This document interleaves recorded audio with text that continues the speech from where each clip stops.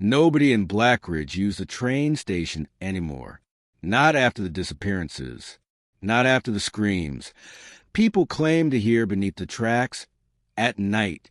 The government shut the station down in 1998, locked the gates, cut the power, and handed everyone the same explanation: structural instability, unsafe for public access. But the people of Blackridge knew better, because every few months, exactly at 2:13 in the morning, a train still arrived. No lights, no conductor, no passengers, just the sound of rusted wheels grinding against dead tracks. And if someone was standing on the platform when it arrived, they were never seen again. Eli Mercer didn't believe the stories. He believed in facts, logic, evidence. That's why, on the 10th anniversary of his brother's disappearance, he packed a camera and entered the abandoned station alone. The station looked frozen in time. Dust blanketed the ticket booths. Old newspapers still lay open on the benches, mid-sentence, mid-story, as if the readers had simply evaporated. Coffee cups sat on tables. A child's shoe sat alone on the floor. Everything preserved, everything wrong. And everywhere he looked, there were clocks. Every single one stopped at exactly 2:13. He descended toward the underground platform. The air changed the moment he reached the bottom of the stairs.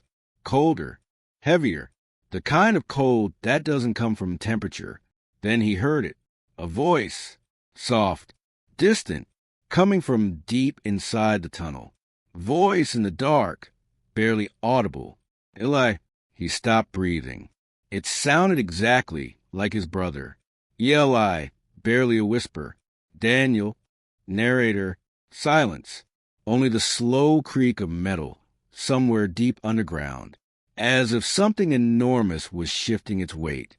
Then the station lights came on by themselves, one by one, down the length of the tunnel, flickering to life in a slow, deliberate sequence, as if something was walking toward him and turning them on as it came.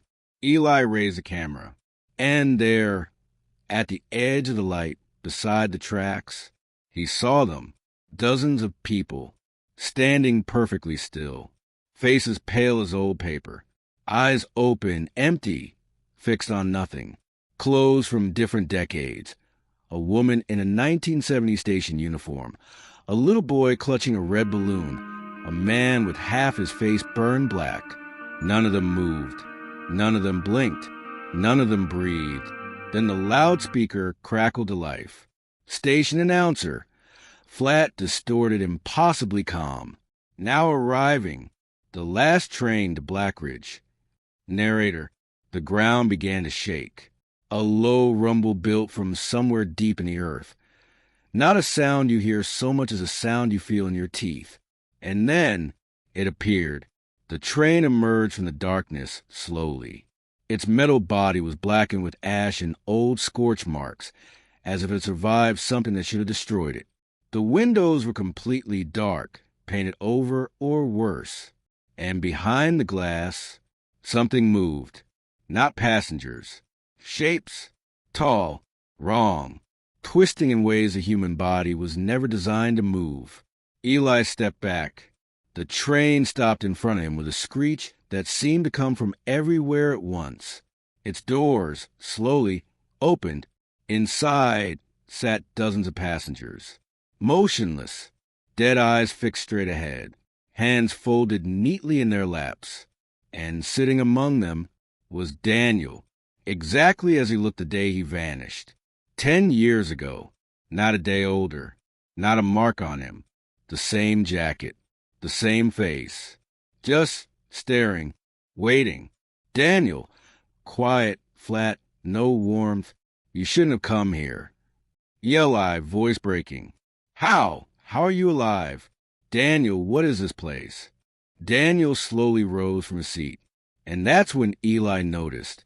His feet never touched the floor. All at once, every passenger on the train turned toward Eli, every head snapping in perfect unison. Too fast. Too sharp, mechanically precise. And all together, they smiled. The doors slammed shut. The lights died. Darkness swallowed the platform whole. And then the screaming started. Not one voice.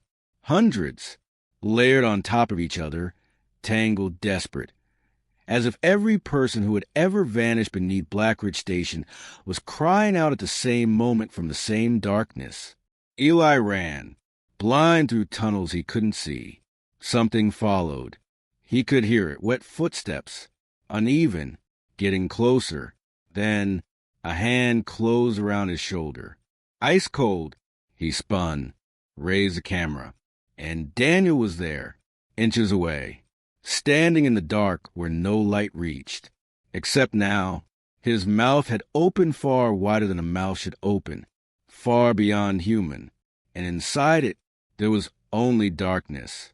Daniel, voice layered, distorted, barely recognizable. Stay with us, Eli. The camera hit the ground.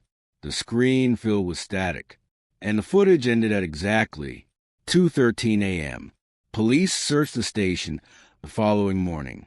They found a camera near the platform. The footage was reviewed. The investigation was quietly closed. Eli himself was never found. The station was demolished 3 days later. Concrete poured into every tunnel, every entrance sealed, every record transferred to a government archive that no one has publicly accessed since. But sometimes, late at night, people living near the old Blackridge site still hear something beneath the ground. A train horn, distant, echoing. And if you happen to wake up at exactly 2:13 in the morning, you might hear it too, playing softly. From somewhere underneath you. Asterisk, station announcer, barely audible, like it's rising to the floor. Now arriving, the last train to Blackridge. Silence. Hold for 4 full seconds.